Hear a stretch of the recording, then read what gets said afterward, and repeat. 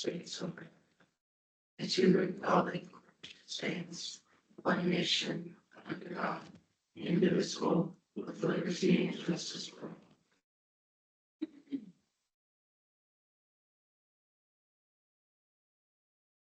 all. Okay, first off, I'd like to get a motion to consider the approval of the agenda. So moved. Second. Please, first and seconded, all in favor? Aye. Motion carried. Consider the minutes of the January 27th, 2026 regular meeting. Second. First and second, all in favor? Aye. Motion carried. Any citizen wishing to make statements during the discussion of any item must first be recognized by the commission chair.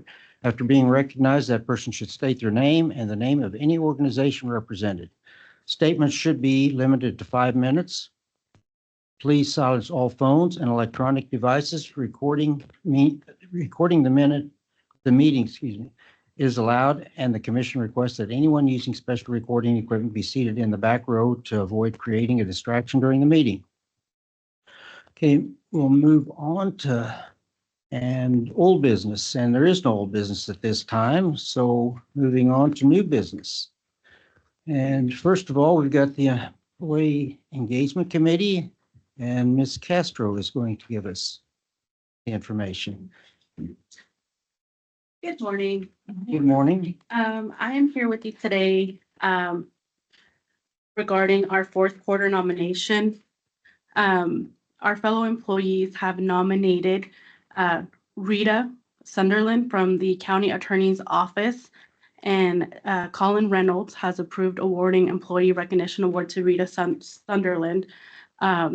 And what her fellow employees have said is that Rita demonstrates loyalty to the Barton County employee workforce with her years of successful service.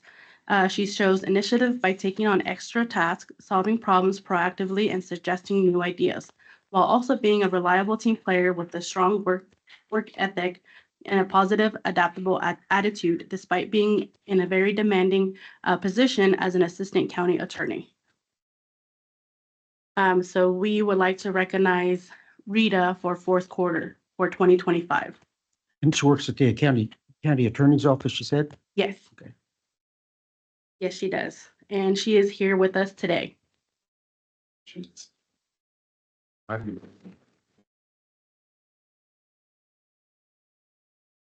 Congratulations. Mr. Chairman, if you're ready for a motion. Yes, I'm ready for a motion. All right. I would move to honor Ms. Sunderland with the Employee Recognition Award, fourth quarter 2025. Okay, we got a first. Can I get a second? I'd be happy to second that. Okay, Ms. Zimmerman seconded it. All in favor? Aye. Aye. Okay, motion carried. Yes. Rita, have anything you'd like to say? It's a privilege to work for Barton County. I've done that for the last 11 years, been through various county attorneys. I'm very proud to work for the current one.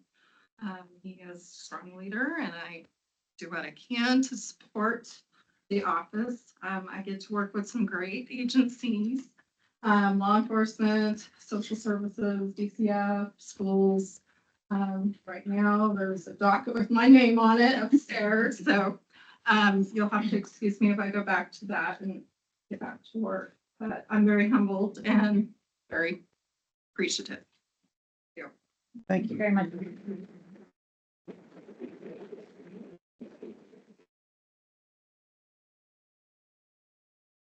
Thank you, Rita. Okay, we'll move on to employee recognition, the service awards, and I think Judith is going to give us the names and the years of service and the department they work in. So, All right, so we would like to recognize our fellow employees for the year of 2025 for the years of service. First, we have BJ Wooding for 35 years of service, and she is currently in the admin department. And we are working on your certificate, so I apologize.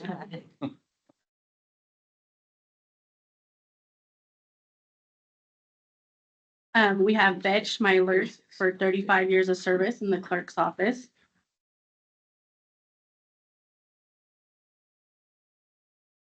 Dina Pop with 30 years of service in communications. Michael Daniel, 25 years in juvenile services. Jennifer Hamby, 15 years at solid waste. Bill Kepka, 10 years in the appraiser's office. Casey Rowland with 10 years of service at juvenile services. Gina Worth, 10 years at solid waste. Paige Vogel with 10 years at the treasurer's office. Aaron Smith with 10 years at solid waste. Ethan Bretz at with 10 years at juvenile services. Steve Billinger with 10 years at the sheriff's office. Mark Cooper with 10 years at environmental. Dodger Beckham with 5 years at the sheriff's office. John Stedinger with 5 years at the sheriff's office.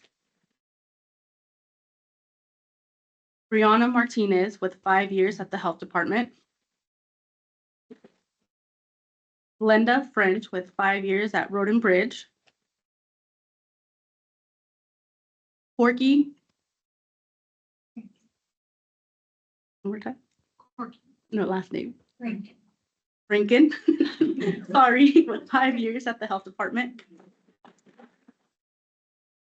Stacy Davis with 5 years at juvenile services. And Renee Castleman with 5 years at the appraiser's office.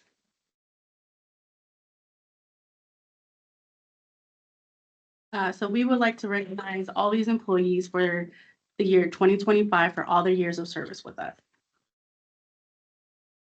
Well, thank you, Judith. This is really a proud day for Barton County. It really is, with recognizing 20 employees.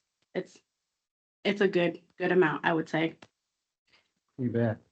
Mr. Chair, Yes. and I'd like to make a motion, but before I do, we need to send this to KAC too, to remind them, because this is what makes Barton County the best county, as I'm always telling them. And I just told them that last week, that Barton County is the best county in the state of Kansas. Everybody knows that, of course, but I have to remind them, but this is why.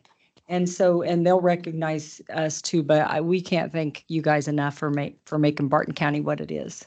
Correct. These are the people with boots on the ground that get things done. Sure is. If you're ready for a motion, And I'm ready for a motion. move to recognize those employees with 5, 10, 15, 20, and many other years of service. Okay, could I get a second? Okay, first and second, all in favor? Aye. Motion carried. About one more round of applause. Yeah.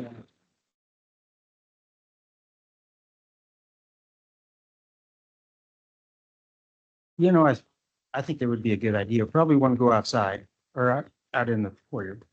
So.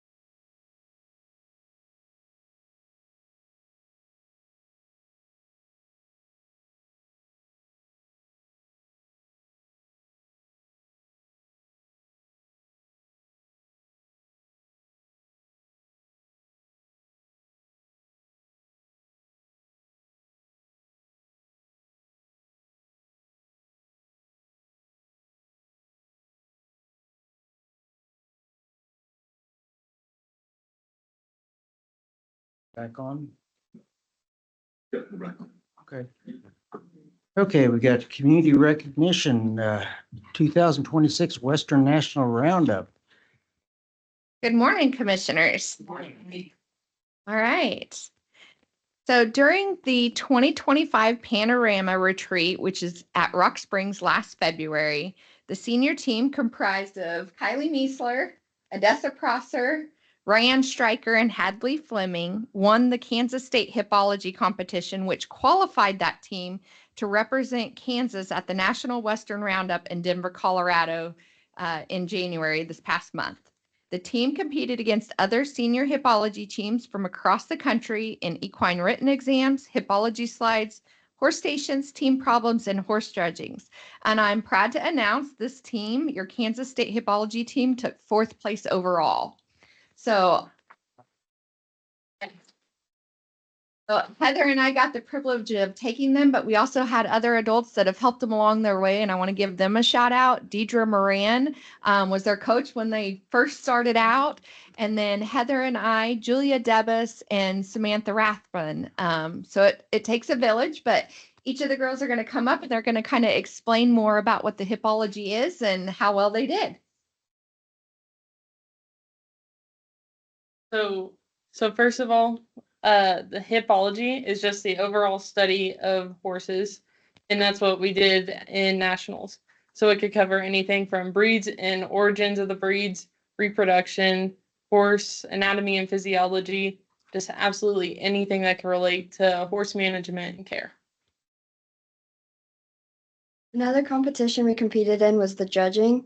You have different classes of 4 horses each, and you have to pick the best rider and horse team if it is a certain class, or the best structured horse. This took some kids years of practice, and we had little to no practice, and we ended up taking 3rd. The next event that we had to do as a team was a written exam and slides. So the written exam was just a big packet of 50 questions that we were given, and we had to answer things like genetics, different feed things, maybe what kind of diseases that you would see in horses and how to treat them. And then the slides are a bunch of pictures, and there are some things we'd have to know exactly what the horse was doing in that picture, or they chose a disease, and we'd have to know what that disease was. We took 5th place as a team in that division. Another competition we had was team problem, and we had to work as a team. For example, our question this year at nationals was, we have a horse that is spooking in the corner of arena, not loading in the trailer, and multiple other problems. How would you go about this as a fresh out of college student trying to fix this horse? We ended up taking 3rd, and the judge ended up asking us a ton of other questions after, leading all the way into vitamins, which took around 15 minutes. Then the last event that we did was a team stations, which we had about 6 minutes to answer different stations, and there were about 8 to 10 stations, and they had different kinds of feed, and we had to know exactly what each feed was. And then they give us a chart full of like how much proteins or minerals was in this certain sample, and we'd have to know off of that what it was. There was a diagram this year of the horse eye. We had to know everything about that, what the different like labels were of the eye. And then there were also parts of bones and skeletons that we had to know what they were. And we had to know off of the skeleton if a horse was a boy or girl and how old it was. To close off our presentation about our nationals trip, we'd like to thank you guys for the support you gave us at the beginning of the year when we were fundraising for this. It meant a lot, and we are really glad we got to experience this since it's a one-in-a-lifetime experience. You guys are almost close to being veterinarians.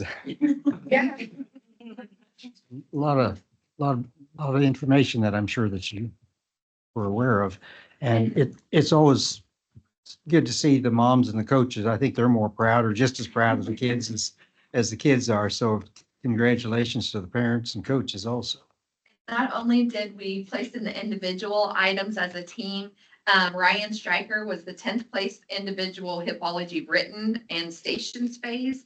And then Miss Kylie was 8th in the station phase and 4th in the horse judging phase nationally as an individual. So very proud of these girls.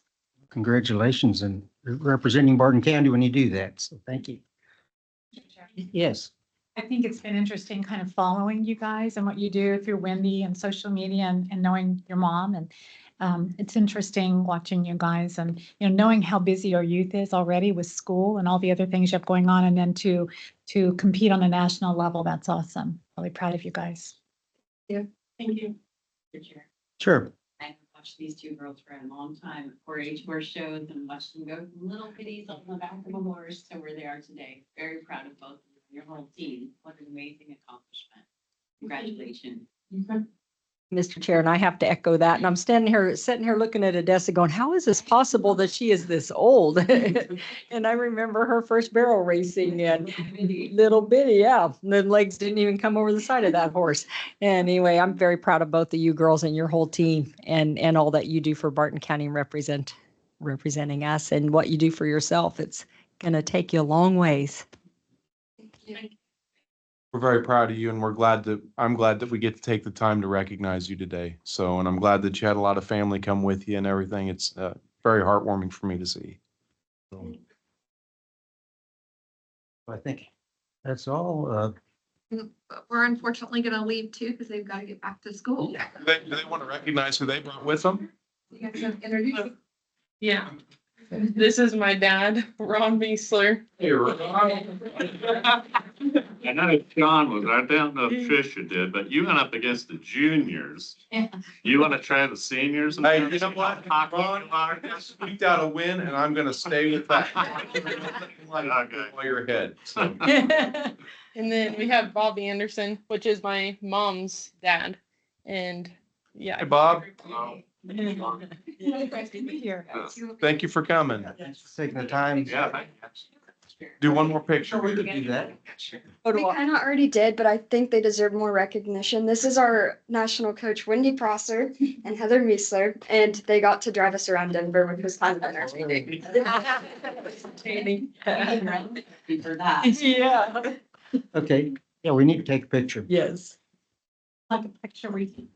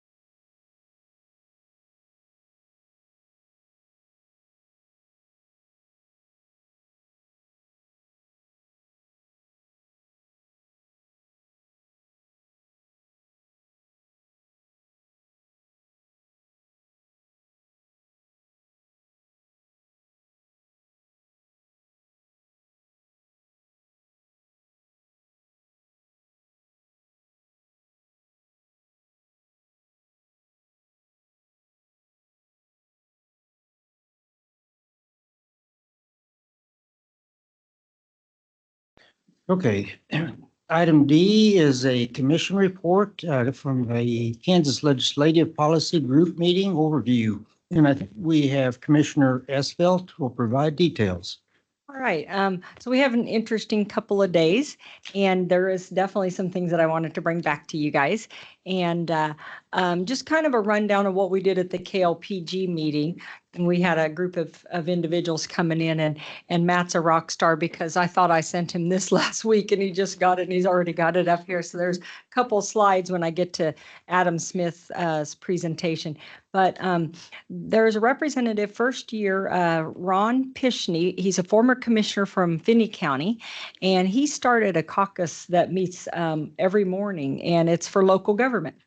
And so there's a number of representatives and senators that come from counties and cities, and they meet. And there was a few representatives and senators that didn't really know if they liked that idea, but they're just a caucus. They don't get to decide anything, but they look out for local government. So I thought that was pretty cool. So he met with us, and then this there was Dr. Bob Moser was there, and he is with the federal government, where there were over $10 billion to distribute from the federal government back. And this is from the big, beautiful bill, but this is for rural health care. And I didn't know a whole lot about this. This is really interesting. But the money that will come back to Kansas for rural health care is distributed over 5 years, but they don't get that money unless they develop this full plan. And he showed us the plan. It was very lengthy, but and they have to meet all these objectives. And throughout that plan, the objectives are really good for us and can really make a difference in our area. And we're pretty much Kansas to them is all rural health care. There's a few places that are out of that, but we're definitely in that. So that will definitely help us over the next 5 years. We hope to see a big difference. And then Adam Smith, Representative Adam Smith, he is a former commissioner. This is his slideshow, and we don't have to touch on all of it, but Adam's always entertaining. And what Adam wants to do, and I'll show you the slides that really, I mean, overall, what he wants to do to help make a difference. The big talk was property values and electing county appraisers, and Senator Tyson's bill that she has that they passed it only out of the Senate Tax Committee. It hasn't passed the Senate yet. I believe it will. What it is it's a 3% cap on the assessed rate. And so what that means is your property would still be appraised, and it would then be taken by 11.5%, which is for residential, or 25%. It's appropriate assessed rate. That doesn't change, and come up with the assessed value. But the assessed value then by her proposed bill would cap at 3%. And that 3% cap would go back to, here's the important part of this to explain and not throw you clear off. But what they want to do is they want to take your 2022 value. And so if you think about it from a taxpayer standpoint, and I had to think about this real openly, okay, how helpful, because I have my own reasons of why I didn't think it was good, which I'll explain, but how helpful would that be to you if you think of your own value, whatever property you own, because this goes on all properties, and other things besides real estate as well. The bill's a little bit confusing. And what you do is you go back to 3% of whatever, well, let me back up. So you take your 2022 value, even though it's not supposed to mess with appraised values, and you would think of that, and then whatever your assessed rate would be over that, it would cap at 3%. Well, here's why I don't like the bill. Well, if you stop, think about that, first of all, and I'll show you a slide on here as to why there are many reasons it wouldn't make a difference. But first of all, it sounds pretty good, doesn't it? Because values really went up after COVID, and so you're like, well, I could save a lot of tax money. Well, for us here in Barton County, we would be giving up approximately $2.5 million. That's not assessed values, that's actual tax dollars. So if we were to save you taxes with this method, what are we going to give up? That's $2.5 million. Are we going to give up roads? an ambulance or what is it? Well, we're going to sheriff's deputy. Sorry, you called in the middle of the night, but we don't have a deputy because we don't have any money. I mean, it sounds great, but here's the other kicker with it. And Dell and I had lengthy conversations, and I think I've talked to most of all of you. You've had to hear me rant and rave on it. But the other problem with that, and this is where the inequity comes, back in 1986, voters voted to approve reappraisal. And the reason that they wanted reappraisal was because neighbors weren't paying fair and equitable amongst each other because they were doing a similar type system. And people didn't like it because it wasn't very fair. Well, what this bill does is if you've had a building permit anywhere in there from 2022 to 2026, you don't get the cap. You're exempted from the cap. So let's just say you live in a neighborhood of all ranch houses. They're all built about the same. They're real similar. And you put up a $1,200 shed. Wouldn't make a whole lot of difference if you sold your house, but you don't get the cap. But your neighbor next door might even have a little nicer home on the inside, might actually sell for a little more. They get that cap. So their assessed value significantly lower than yours. And so the end result is no matter what happens, even if the mill levy goes up, and it doesn't save anybody a lot of money, it shifts the burden to different people. The other thing is you think of on 10th Street here in Great Bend's a good example. Think of all the businesses since 2022 to 26 that's had a building permit, something done to it. Maybe not significant, maybe it is significant. And let's use a bank, for instance. I like to use First Kansas. They did over by Dillon's. They did an addition on the front of their bank. They wouldn't get the cap, but down the road, their competitor, maybe Sunflower, would get the cap. So see the big inequities right out of the get-go. And it wouldn't take long to just mess up the whole system. And the group, Senator Tyson's group that proposed this, they think there's inequities in the system now. Well, if there's inequities now, they can be handled through the appeals process and other ways. There'd be no way to handle these inequities. And it wouldn't take long that everybody in your whole neighborhood would be real inconsistently paying taxes. And the other thing that I found out about the bill since I visited with most of you guys, and to me was a real kicker when Adam Smith was talking, and now is coming up the slides that we'll talk about. So if you had a building permit in 27, you're 27 or 28, I thought that the cap went up to 26 and was capped there at 3% on the assessed rate, and then you would just lose it for that next year. But I found out no, anywhere in this whole system, if you have a building permit, it will remove you from the cap and you'll go to your fair market value. Wherever the appraiser has your fair market value at, you'll jump to that. So to add insult to injury, then I really did. I disliked the bill because it wasn't fair and equitable. But then after I found that out, it was like, boy, that just even created a bigger mess. It does. Adam thought that it didn't transfer on ownership, but the way I read it, unless they've changed it, it does transfer with ownership changes. But so Matt's got a slide up here now, if you'll look at that. So there's capped versus uncapped.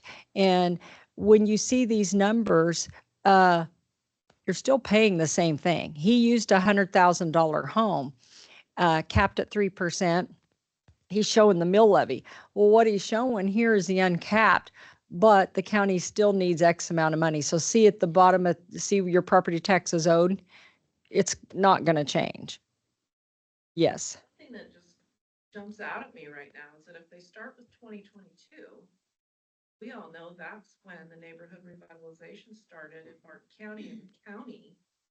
Think of all the people that built because of that program. They would then be exempt once So what Judy, their neighborhood revitalization was over, they'd be honored. yeah, exactly. And see, I didn't even think of that. I was thinking of our facades. I was thinking of, and see, you've done what I've done already in the last few weeks of learning about this bill is just, oh my goodness, all these issues. And the other thing is, and this is something that we all talked about on the KLPG, is why we all really dislike it, is it, it won't help people in the end, and it will ruin our economic development. To all of us, we sat there and discussed this for hours and over the next couple of days, and economic development might as well be out the window, because if you're a business owner, are you going to stop and think, do I want to grow my business? Do I want to build this other building? Or, these sorts of things, or should I just stay where I'm at? Same with your home. Well, I wanted to attach that garage, but how bad do I want to attach that garage to where it throws off the inequities? That is if the mill levy didn't increase. So Adam had proposed, and let's see if it will show up in the next couple of slides. Yes, here we go. Here's what the reason this says RS 3064 is because it's not a bill yet. And it's similar to, he had a House Bill 2396 last year. And so what this would do, and the reason that he's trying to come up with something is because he knows that property taxes are high. We all know that. That's what we're trying to work to solve the problem and not create bigger problems. But this would allow a 3% increase in property tax collected. It's adjusted for new construction. To exceed 3%, it must go on the ballot November prior to the Property Tax Stabilization Fund. Well, so what this means is, you guys remember the LAVTR that people talked about a lot. And what that was it was money that came back to the counties. And Donna she knows it better than I do. But I believe it was sales tax on cigarettes and alcohol, was it partially? Yeah, so they set aside these dollars to come back to counties. And the state gave the counties this, and correct me if I'm wrong, because I was in the appraiser's office, but we just set values, so I didn't really get into this as much as Commissioner Zimmerman will understand this much better.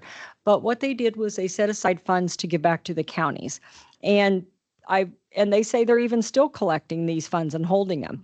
But they used to give them back to the counties so that when they did the budget map, you would have had these dollars to work into the numbers to essentially lower the mill levy. And so at some point in time, these counties were always counting on that money. And then it was, well, we're not going to give it to you. And so, and it was just gone in a year's time. Was that correct? Same thing with the slide. Yeah. Well, their budget's looking pretty good, although they, although I did find out that that within 3 years, if they kept the state budget the way it is, they are running at a deficit, so they would be in trouble. Although they have a pretty good rainy day fund, and somewhere I've got it I'll let you know exactly what the rainy day fund was, but they were. And so eventually they would get into those dollars, but these monies are used to cover other things instead of come back to the counties. And so Adam's idea was to take this and call it a property tax stabilization fund, $60 million. And it would be only to counties for the new distribution. And he's got the numbers up there and up there, it just shows 115,000 for that particular county. That would be equal distance. And so this says 20% or up to your 40% of your population or 40% of your value. So the larger counties, this was based on a small county, and I can't remember the size. Oh, there it is, the 100. Well, I can't remember exactly what size of county this was exactly in population, but it was a smaller county. And what it would do then is, if you didn't increase your spending over 3%, then you'd automatically get this money. You get this relief, the county would. And so we would be able to factor that in as we were doing our budget and know roughly what we get back. Some commissioners didn't know if they liked this. Again, it's the state telling you basically of kind of controlling your spending. I don't know that it's a bad thing. You can still spend over that, but you don't get that money, and it has to go before the voters. In addition to that, LAVTR money, it's also city and county revenue sharing, which they don't share with the counties anymore, and they don't share a portion of the special city and county highway fund. several demands. Funds. It's in state law that they should have shared with the county. And I think Commissioner Zimmerman, do you know, on KAC website, I found a lot out about their website, and it's really beefy now. It's got a lot of information, got a lot of pie charts out there.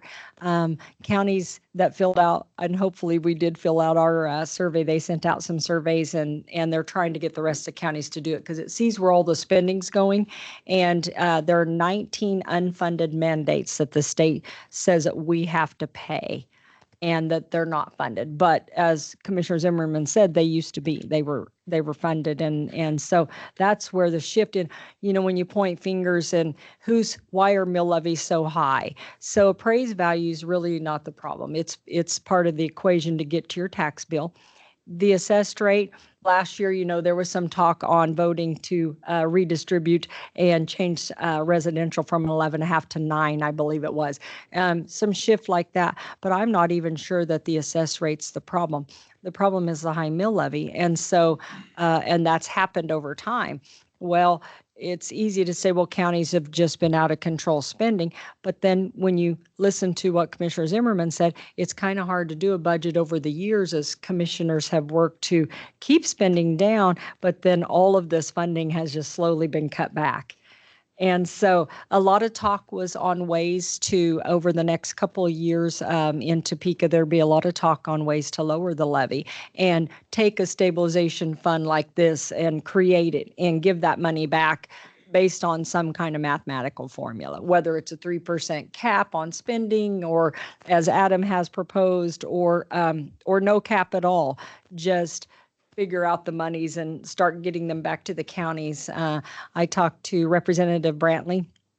She had some ideas on casino funds. I guess Kansas casinos pay 7%, she said, 7% back to the state and distribute that out. And other places it's 35. And she said, maybe a change to 15. I mean, people are starting to put their heads together and think of ways to give these dollars back and apply it all to property tax as what he's done here. That way it won't go somewhere else, and it will focus on lowering the mill levy, because to most of us, that seems to be the only real way to lower property tax. So that's Adam's slides. If anybody has any ideas, let your senators, representatives know, us know. This year's going extremely fast, and they're planning on being out early. And so I don't know that a lot will get done. This Senator Tyson's plan, even if it passes the Senate, will have to go before the House. And the feel is that it won't pass the House.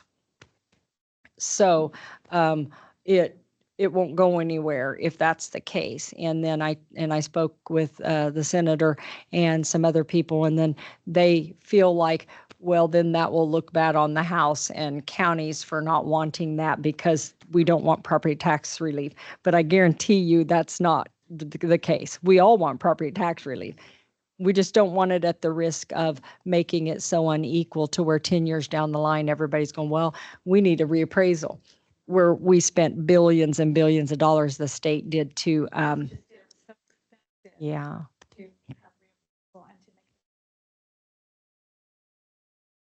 Yeah, and see, where you've been around and you've seen that, and I've been around it in the appraiser's office. We work so hard to set fair and equal values that, and from the appraiser's standpoint, they feel like, well, their value wouldn't count for much. Well, it would, because it put everybody back on if they did anything to their property. And in some states there where they do a similar thing like that, that cap also goes away if you sell your home. But this plan's wrote where it's transferable, so it wouldn't change then. But it's got a lot of things that are not good about it. And so we spent a lot of time talking about that. So, but then I'm going to move right along so I can end on a better note. I put that up there at the top so that way can end on some good things that the state is doing. We had a Sean Wessner come, and I'm pretty excited about this. She is from the Kansas Infrastructure Hub. I didn't even know there was one. And I have a guide right here from them. And what this Infrastructure Hub does is they have federal dollars. I will say that the last time the money was distributed in here was in 2024. They were awarded $6,250,000. But they did not get any money in 2025. However, they still have funds to help local government, and that's why they came, because they're willing to. And they have potentially, even if you have your own grant writer, they don't have grant writers, but they have funds to help with things that your grant writer's working on. So I've contacted them, sent an email out, and then we'll work with our economic development director too, who I got to talk to, and he's hadn't heard of them. So put him in contact with the right people there as well. And so they want to help counties and cities. That's what the money's there for. And then water, we had Ken Rahat. I always say his name Rajas. I always say it wrong. Anyway, he's a representative, but he's running for Secretary of State. But he came in to give the water update. And overall, he said, water's got to be number one, because we can't have economic development. We can't have anything. We can't have new housing. We can't have anything without water. So fortunately, we live in an area where we do have water, because listening to the counties that don't, that's just a real burden. So that's another reason that we're so centrally located, that economic development is good for us. And we want to keep it that way, but feels like hers will really hurt that. Oh, and as you guys look up here too, Matt's put up here, these are other policies that have come about too, that they want to work on. And these, see, if it says RS, it's a bill like the County Sales Tax Authority. That's not a bill yet. But what that would do would give counties the same flexibility to potentially have a sales tax increase and utilize it towards other things. And yes, yep. And so that would be really good. BOTA appeal up there, if you had a Board of Tax Appeals hearing, it would be good for 5 years instead of currently the way it is written is, I believe, 2. Wind and solar tax.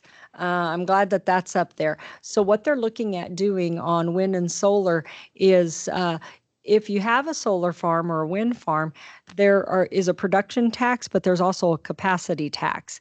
And what they would do is start taxing those individual, and the capacity tax would be spread out amongst all counties, because they do use our roads and things like that to get there. And so everybody would get a little bit of monies there.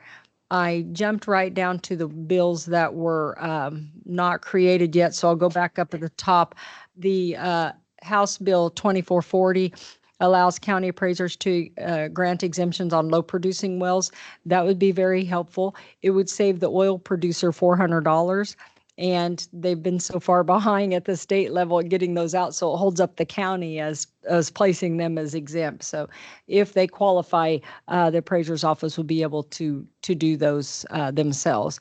This bill, I believe, will pass. It's House Bill 2406. It's commercial machinery and equipment. Back in 2006, the governor took off any new commercial machinery and equipment. So if you owned a mechanic shop and you had a big welder or something, and you replaced it, your new one would be tax exempt. Or you're a new business coming in. If you're a new business coming in, all your machinery and equipment was exempt. Anything new to you, whether the item was new or not, it didn't matter. If it was new to you, it was tax exempt. Well, that's been so long ago that almost all of our machinery and equipment is off for us here. So for us, it won't be such a bad thing to take everything else off. And I know what you guys are thinking. Well, that's working in the wrong direction. That's just shifting the tax burden. It is, but they're not going to put it back on. It's like any exemption. It comes off, it stays off.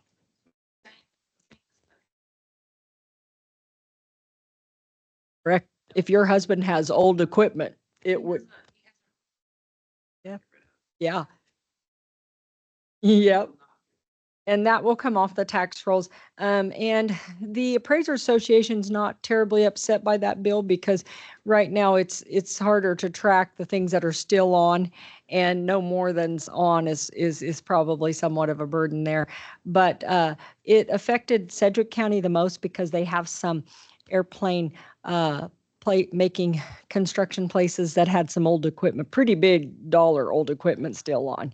And I mean, I always hate to see things come off, but that did create a pretty big inequity. you've got a doctor that's been in business for years and he has an x-ray machine and the new doctor moves in down the street and he doesn't pay any and that one's still paying. So that would solve that. They're looking at House Bill 2011, reduction of the statewide 20 mil levy with those extra dollars that they're keeping of ours. So that would allow them to do that.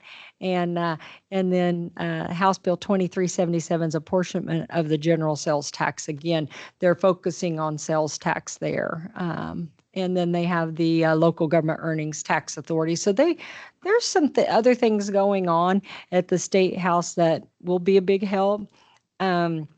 See if I've forgotten anything else. I want to move along to capers and let you guys know that Senator Rick Billinger was there and he talked about capers, and and there's been years that it was kind of tough as to funding it.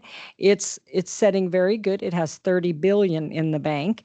That money is for all of us that retire on capers so that we will get our retirement, which is helpful. And one of the things that I liked is Tier 3 wasn't as good. Well, now Tier 3 is really a good plan. So if you're a new county employee, what Tier 3 does is it's like a 401k, is where the county, the employee puts money aside and the state puts money aside. And in a year that interest rates are down, or in a 401k where you might lose funds those years, this never loses. It will always earn 3% or above. And so most years, hopefully it will earn above the 3%, but it will never earn less than 3%. And so that puts that tier back up there where it's nice and it should be. Let's see. What else do I want to tell you guys about that came about? And then at KAC, and just for everybody listening at home, that's Kansas Association of Counties. Definitely look at their website. They've got lots and lots of information. And as I said, we should send picture of our employees because they have a place to post anything good that we have going on. They have a calendar that we can put events or anything that we have. But one of the sad things that we learned was Jay Hall, who is attorney there, who's done a really good job for us, is leaving. He's leaving them, but he's staying in the same building. He's going downstairs, and he's going to head up the legal team for the Kansas National Education Association. And but KAC will look to Phil, and he said he's actually has a few people in mind that quite possibly will apply for the job, and so the other bills that they talked about was possibly starting school after Labor Day, which I've always wondered why they didn't. It didn't make a whole lot of sense to go to school and then take a break. And it seems like it's so hot and when they have to go back, but yet too cold to go swimming when they get out. So that would be a good one. Here's the rainy day fund. The state now has $2 billion in the rainy day fund. However, if the budget does not get balanced, the surplus funds will be gone in about 3 years, causing them to get close to have to tap into that. But they talked about there is currently state spending is $500 million more than the budget allows. That would create a problem. And here's another interesting fact: 72% of the votes from Kansas come from 16 counties. And another thing, if you guys want to get a hold of any of your legislators on anything, February 19 is the first turnaround, with March 1st being the first adjournment, and they may not come back. So get a hold of people fast, just like this 3% bill. The other thing is everybody says, well, it's election year, nothing will happen. Please get a hold of your senator and your representatives, because that's, in my opinion, the worst thing someone can say is nothing will happen, and we don't look at these sorts of things and we don't stay on them. And pretty soon a bill like that passes. Well, we didn't think it would pass. It was election year. Nothing was supposed to pass. And all of a sudden something like that happens to us, creating a big problem. So I was able to get a hold of and spend some time with two of our lawmakers, and the other one, our schedule just didn't work out. So, but I did get to talk to her on the phone. So I know that they're working very hard for us. The other thing is March 3rd is County Day at the Capitol. We do have a meeting, but I thought maybe we should have our meeting there and show them that we are showing up and paying attention to some of this stuff. That's something that we can talk about. So, and that is March 3rd. Yeah, and of course it falls on a Tuesday. Well, I know what I wanted to bring up. And this was, we got to meet with the cities. And so the counties and the cities met together. And I'm not sure where this gentleman was from, but he had the best idea. And he said that too often we play defense and things happen to us, such as state mandates and things like that. And we're just playing defense on how to adjust and how to adapt with these things. He said we need to play offense and we need to tie together and come back in with these ideas that would really cut property taxes or things like that. And the cities and the counties work together and then come in together and just, the lawmakers were so much stronger if we're working together with them and just tell them, no, this is how it's going to be. And so I like that. And so there will be talk. KAC is working with the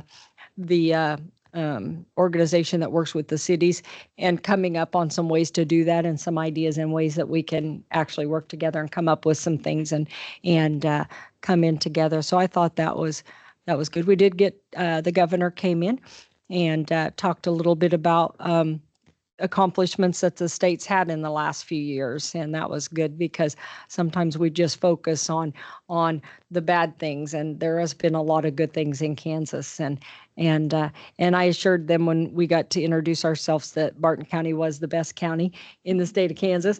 And but we talked a lot on that and why that is. And I thought today was a perfect example, honoring our employees and seeing the people that do make a difference.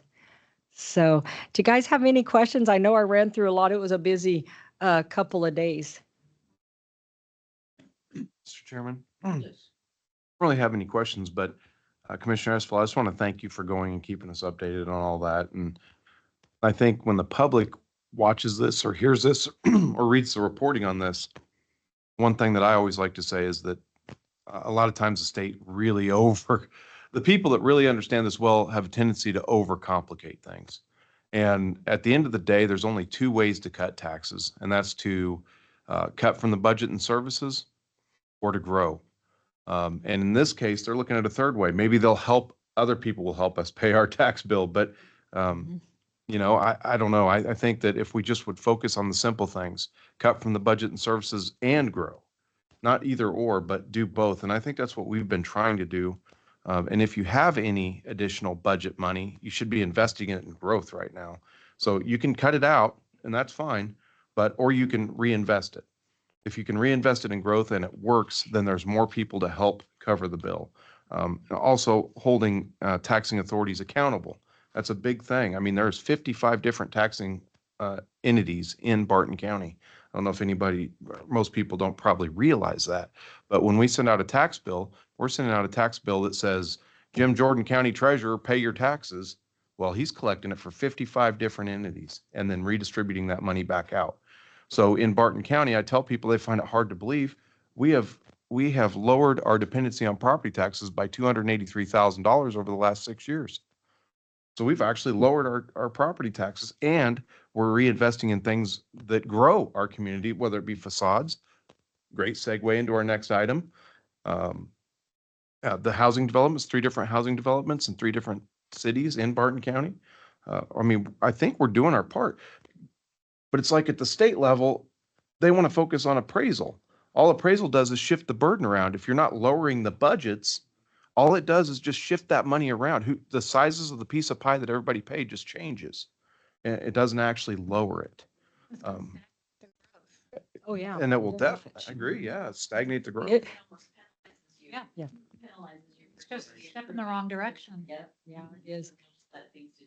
Wrong focus on I have a appraisal. hard time seeing why anybody thinks that's a good idea. Well, And I can see one thing, like I've talked to several taxpayers in Barton County over the last few months that say, their appraisal has gone up.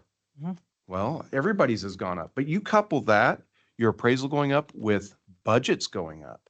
And man, you're getting a double whammy. Your tax bill really is going up double-digit percentage every year. And that's hard to live with. And I don't blame them for being upset. I wish there was more that we could do as a commission to help. But it's not going to be the state that needs to do it. Honestly, I think that the counties just need to, not the counties, but all the taxing authorities within a county need to work together and come to a consensus that we're going to hold the line and try to grow.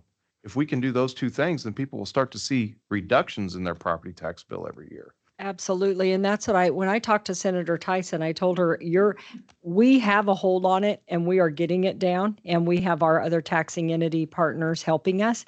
And this is going to hit us at the complete wrong time because and she goes, well, if everybody was doing what you guys are doing, we wouldn't have to do this. Well, that's not helping us out right now. We've got the ball going in the right direction. Just let us continue that. And that's where local government wants to keep control. And there was a lot of talk on that. There was a commissioner up from Russell that had an idea.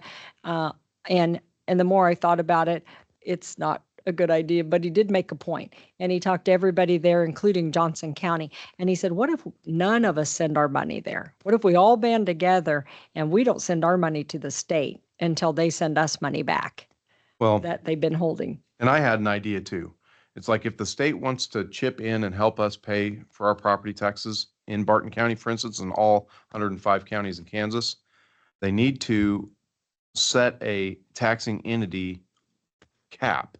So not that they can tell us what to do, but that if you want our money, hold the line.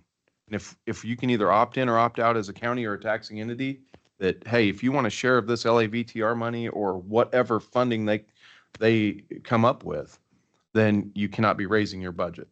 That's it. That's as simple as that. And that would work. And that would work. And as you mentioned, it gets there's no reason to complicate it for the general public. No reason. If we have a hard time figuring it out, then they can't figure it out because they shouldn't have to. They shouldn't have to worry about that. Right. But he did make a point, and everybody in there agreed with him. So he said, well, something we'll talk about. I don't know that making the problem worse is really a way to solve it, but he did make a good point. And but I believe what Commissioner Hutchinson said is right. We just have to grow and have more people. And you look at that. Ellis County has one of the lowest mill levies. They're growing. They don't see some of these problems in Johnson County. They're growing. We're growing if they let us grow. And this whole sales tax, some of this moving around and things like this, that's a good idea. They did talk about sales tax is a good idea to offset property tax because everyone that travels through your taxing entity's district contributes, or everyone that buys something in your taxing entity's district is contributing. Yes. But you have to say, okay, if you collect $100,000 in sales tax that's going towards your property tax, you can't turn around and raise your property taxes $100,000. And that's what happens, I think, a lot. And that's what's gotten us in this situation, definitely. Another thing that they've talked about, and this is not a bill yet, but taking the junior colleges, because that's been a complaint for all counties that, like us, that have a junior college that we're paying for, and distributing that, making it a district junior college to where all of the counties have to share in the funding of whichever one college is in their district. Russell County wasn't too excited about that. Right. The further north you go, the less excited they get. Right. And well, like they said too, and that's where, again, we're situated in a good place. They said, we're happy for you guys, but you have Walmart to attract people. We go down and use your Walmart and give you our sales tax, so we know. Or we go over to Hayes. So you guys have a way of producing more monies, and we don't. We're kind of just left with what we have. And so Good argument. Good argument, but I thought it was all right. Just depends on where you're coming from, what lens you're looking at. No. Yeah, right. Well, I wouldn't have thought that up there. Yeah. Yeah, I thought it was pretty interesting talk. That's when it's fun to talk to different counties, all different sizes, and hearing ideas from the bigger counties clear on down to the smallest counties, and having those voice. And I do feel like there's a stronger voice for rural Kansas in Topeka. Seeing a lot, just like this Mr. Pishney that started the government caucus. He's new there. He's been a commissioner for years. He's from Finney Counties out there. Adam Smith is from out west. And so we're seeing a lot of representation that's standing up and doing what they need to do. So it's good. I don't know how they do their jobs. I wouldn't like it. They start early in the morning and they study bills and go over things that are going on, and then they stay late at night. And now I know why they have to run to receptions to eat, because then they go back and they work on the bills. And Dr. Sherry Brantley, our representative, said, well, I said, how do you keep up with it? And I thanked her for doing that sorts of things. And she said, well, it's kind of like getting ready for training for a marathon, and you do this really strong for the 90 days, and then you somewhat get a little bit of a breather. I don't know how much they really get as a breather, but at least they're really working hard for us. Do you know how many taxing entities, like in Barton County, for instance, collect a set mill? So when the valuation goes up, they get more money, period. Or when the valuation goes down, they get less money, period. They're not setting their budgets. They're just collecting a mill. I know school districts, is it, School district, general fund, the 20 mills is the only thing that's locked in, that's guaranteed. the state's 20? The state's 1.5. And that's still, that is that way though. Yeah. And so Yeah. that's automatic. Nothing's changed, has it? And that's it, just those two, you think? Okay. So when people see their property or their valuation going up, that doesn't necessarily mean they're going to pay more in taxes, except for to the state and the school district. I just wanted to make that clear. Like, for instance, with the county, Barton County, when the valuation has gone, like the world has lost its mind, okay? These houses that were worth $150,000 10 years ago are selling for $350,000 today. Okay. For us, the way it affected us is we lowered our mill levy. So the valuation goes up, we set our budget, the mill levy falls into place with our budget, and that's considerably lower. Matt, what has that been over the last 5 years? 13, 16? It's over 12. Over 12 mills. And why don't I know that? Because it doesn't matter to me.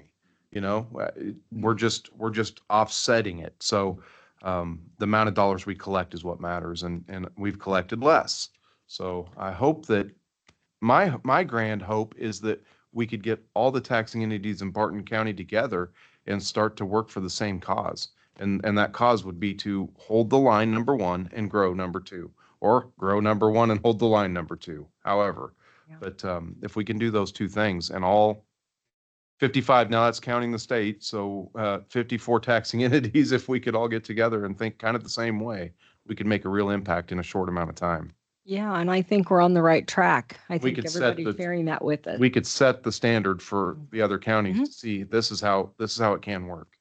Yeah, definitely. And you're spot on. And so it's an interesting few days. And I think maybe we could put it out on our Facebook and YouTube. We'll get that pie graph that's on KAC so people can see where spending's going without going to the KAC site. And we may wait for a couple of weeks just because they really asked anybody who had not filled it out. It had been 40% of the counties had filled it out. That's why it's not as much information. It's got some good information, but and all these counties were sitting there texting home, did we fill it out? So we'll get that out there because it's pretty interesting. Good stuff happening. Yep. Thank you again for going. Sure. You bet. Thank you, Commissioner. Spent a lot of time doing that, so I think we all appreciate it, and Barton County appreciates it, so. Okay, we'll move on to item E, economic development, grant writing services, and Mr. Hotzner will give us details. Morning, Commissioners. Good morning. So in early 2025, the commission hired Hometown Grants to create up to 4 grant applications during a 12-month period. In August 2025, the contract expanded for additional services for Ellenwood and Hoisington. As the commission moves forward with project-based economic development funding, the 2026 agreement has been expanded to include one funding strategy each for Albert and Pawnee Rock, as well as 8 grant applications. These may include personnel and construction funding for community corrections, as well as infrastructure for Claflin, Ellenwood, and Hoisington. The services are priced at $10,200 per month for 12 months with a $24,480 contingency budget. And today we just ask for you to consider approval of this contract with Hometown Grants. Okay, do we have discussion on this? We've talked about it a lot during work sessions and we've Mr. really Chairman? hashed it over. So go ahead. I thought you were. No, go ahead. Mr. Chairman, yeah, I was just going to say that this is exactly what I was talking about when we need to invest in growth. This is an organization that has a good track record of writing successful grants, grants that are like water grants, sewer treatment grants, things like that, that costs our cities and our rural water districts a lot of money. And where are they going to get that money from? Well, if we as a county can help oversee the process a little bit and bring in some heavy hitter grant writers and get some of these projects done, then we're going to save property taxes in these cities and hopefully incentivize growth. Rick, and I think they've got like a team of grant writers, so it's not like just one person trying to reach out and get it. Right. They've got avenues where they can find the grants. And the most recent one they were successful was at Rural Water District number 2. And that's not one that we had a hand in, but it definitely set the stage for, hey, these guys are good. So yeah, this is relatively new for us, but I think it's got some good information and things going on there. So do we have more discussion?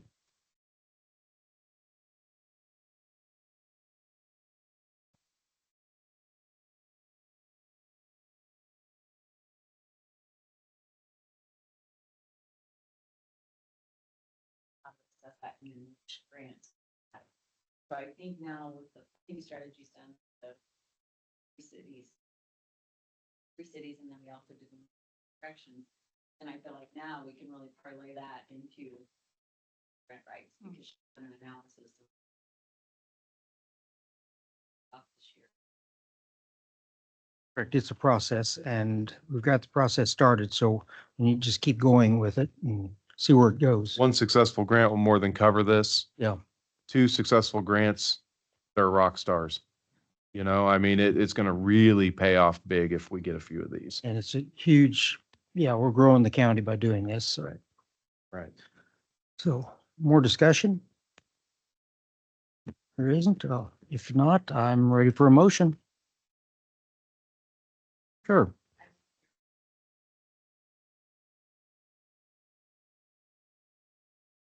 It's good to me. You can go back to your emails. I think there was one sent out.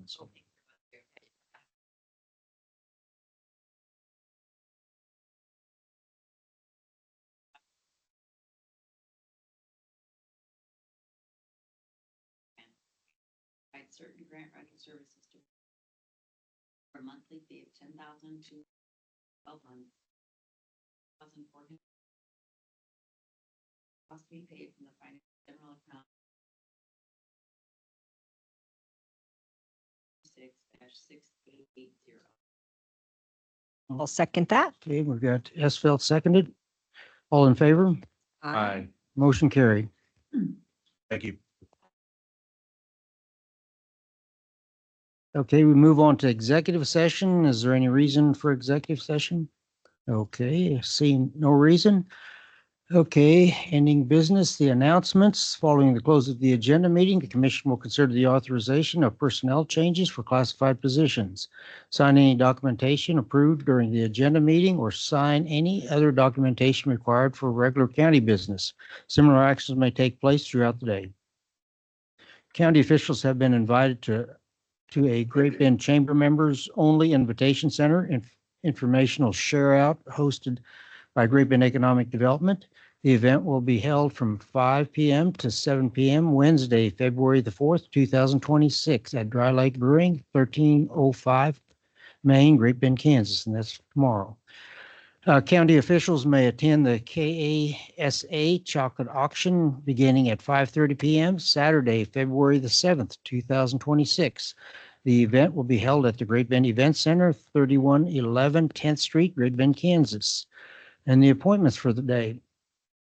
Although subject to change, the following appointments have been scheduled: 9:45 a.m. or following the close of the agenda meeting, planning session with media consultant. 10 a.m. this morning is regular business discussion, Matt Potzner, County Administrator. 10:30, tax exemption, Wendy Prosser, County Appraiser. At 10:45, facility update, Darren Williams, Facility Director. The county edition, KVGB AM, Thursday at 11:05. Sheriff Brian Bellender is scheduled for February the 5th, 2026. Other business, discussion items, and this is mainly for the commissioners. Do we have any? Okay. Chairman? Yes. I just wanted to say one more thing on the funding, on the Sure. grant funding. So, and I'm only one here, but I kind of see it like the facade grants where we roll something out and try to get it to work. I mean, and we're the ones taking the risk on it. If it works, then hopefully in the future years, the cities will partner with us and help us pay for those services. I forgot to mention that. So, and then the other discussion item is, I just wanted to say Commissioner Esfeld and I got to attend the Ellenwood Chamber Banquet, and that was a good time. That's just a great community over there. It really is. Yeah. And then Commissioner Rife and I got to attend the Hoisington Great. Chamber Banquet, and same thing, small communities, great things going on. A lot of pride in small communities. Yeah. Thank you.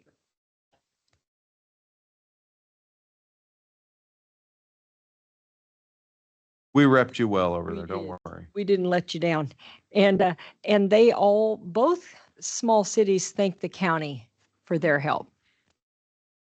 Starting to show up. Yes, yes. And then there's only, and I kind of almost missed my time to do it, but there's very important information to share with everybody so that they can wish Commissioner Rife a happy birthday tomorrow. We have a balloon here, and Commissioner Zimmerman, a belated birthday for yesterday as well. You guys' birthdays are that close together. Yeah. Kind of scary. Yeah. And we cannot leave out Diana Watson. Her birthday was yesterday as well, and all that Diana does for Is that right? Happy birthday, Diana. twins. Yep. Happy birthday, Diana, Donna, and Commissioner Rife. Thank you. All good things happen in February. And when is yours? This is in a couple of weeks. Yes. Oh, wow. That's cool. I knew. it Yeah, was still later on February this birthday. month. Yeah. Yeah. Very it is. cool. Yeah. Another good year. Bet. Yes. Good, spoken about Bob Ryan, possibly. Yes. Okay. Yes, can I, Yeah. and so, yeah, thank you. At 11:30, we have Commissioner Bob from Pawnee County Yep. is going to come and talk to us about some ideas that can save counties money as well, and partnering with them to share maybe in some county health. Discussion. You said 11:30. Yeah. Okay, and we'll add that to our work session. Yep. Okay, and moving on, citizens or organization may present requests or proposals for initial consideration at this time, and I see none. The commissioners are available to the public on Tuesdays during regular business hours. One or more commissioners may be present in the commission chambers conducting county business throughout the day on Tuesdays. The commission may individually schedule personnel appointments related to the county business at their discretion. The next regular meeting will be at 9 a.m. Tuesday, February the 10th, 2026. And if I believe that's all, and I take a motion to adjourn. Second. Okay, got first and second, most, meeting adjourned. All in favor? Hi. Aye. Getting in a hurry here. You know these girls' names, do you think?